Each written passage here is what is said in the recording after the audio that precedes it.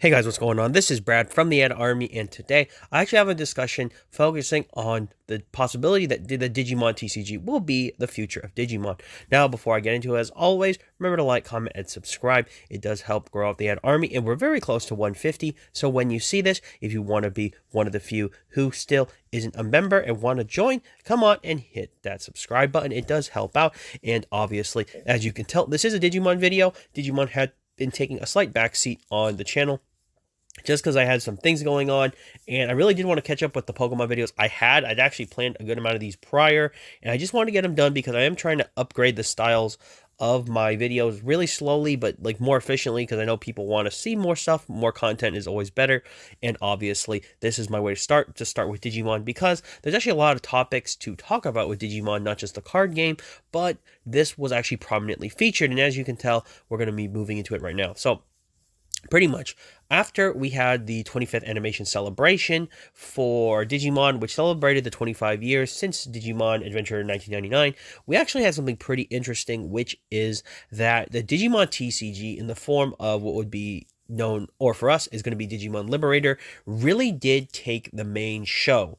Now, we didn't get the showing of what would be the new Digimon story game. I guess that's in development, so we do have to wait some time before we hear anything else about it. That's kind of fine, in my opinion. We didn't get an announcement of an anime, but we did get the focus shift on to Liberator. So Liberator was somewhat, and I would say prominently featured, as it was displayed. We get to see a little bit more of the world that Liberator will be taking place in.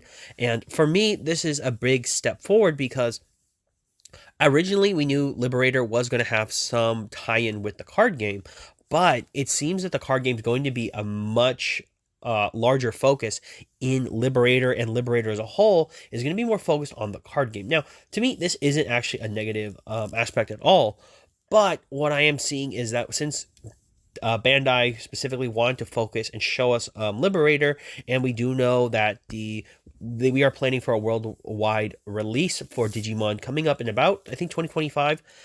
I believe that this is the start of Digimon pivoting and focusing on the TCG as its main avenue. Now, for me, this is okay. This also probably means that we might be getting like a Digimon movie sometime in the future, I think. It just probably won't be an anime for a little while, but depending on how Liberator does, we will see it. My main focus about this discussion today is this is actually a feasible thing, as up until this point, the Digimon card game prior to 2020 had never really been anything that had taken off. Now, we did see it making its arrival in America. I remember seeing the very old packs. I remember seeing the ones with Shoutmon on it and the ones with Guilmon on it for the original card games that had been generated before. And unless anyone had ever watched Tamers, that was really the only anime so far that really focused on using the cards, in the sense that obviously the card slash was utilized in the card game. Now, after 2020, we didn't really see any focus of the card game. It just felt more like it was a part of Digimon as a brand. But with the shift that we've had recently, also, I think the card game has been picking up in Steam, maybe across the world, but also I'm seeing content creators, shout outs to some of my favorite ones, obviously like DigiPanda, East, people like that. They've really been giving the Digimon TCG more flexibility and actually being able to be displayed to people, and also like card protagonists always showing off the Digimon decks. You can keep the hype alive. This just moves into the point where I'm saying maybe this actually isn't a bad thing. Long term, though, I don't think this will be the entire focus. I do think Digimon and Bandai as a whole will bounce around. One of the things that Bandai has liked to do for the Digimon branding in terms of the video games is always experiment. So a lot of the Digimon video games have always been somewhat unique. If you've never played them, they all kind of have different mechanics, usually from game to game, and I do believe that experimentation does allow us to get more refined and developed experiences from the Digimon brand in the video games. And I do think by taking this approach to the anime slash manga slash webcomic, basically this type of style, and really adding the card game into it as a main focus, may just be a new avenue to move forward. We also know that Liberator is going to be a bit different. It's not just going to be, I think, a giant card game. It's going to be having its own, digital aspects, kind of bridging the universe in terms of explaining how this is going to be. But we have to wait to see more. I am liking the fact that this is probably a good time to kind of integrate the digital world with card games, because there's a lot you can do, believe it or not, thanks to like VR and our crossing over with like the metaverse, stuff like that. Like the Digimon universe has pretty much always been like that in the digital world, but for the first time, and I think a very, or basically a recent time in human history, we actually can kind of develop that thought and actually utilize it for reality, but also use it in the video game, and also like Digimon as a series. So I do think Liberator can take advantage of the fact that this is actually like a hot button topic for discussion in the world right now. So pretty much, I think this is a very good attempt. However, I know if it's going to be the future of Digimon, I mean, I really like the card game. A lot of people like the card game.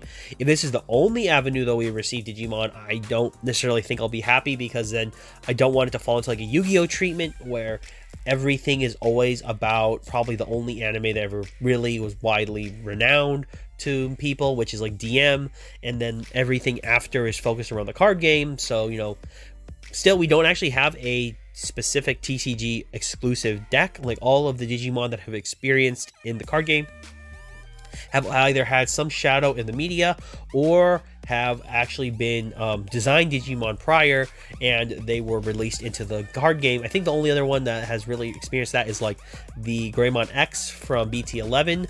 I do believe that one was recently developed just so that it could have an artwork for the card game, because it just had never been made.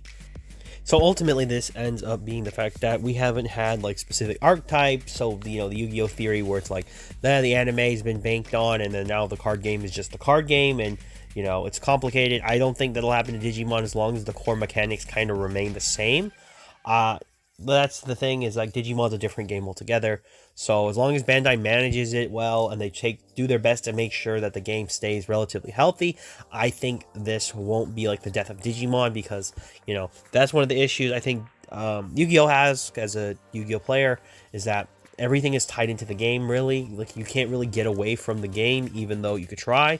But if the game starts to die off, it'll kill the whole brand effectively. So I don't think Digimon is in any shape or way going to be affected that way. And honestly, I think it'll be a great like revolution for Digimon. Whereas like we're going to be in the Liberator phase, and I think we're going to be on like a renaissance of Digimon coming soon, because I do think they are willing to move forward, and Bandai is going to give it a bigger presence, I think, after it feels more confident in this card game, but also more confident in the brand as a whole. So we just kind of have to wait on it.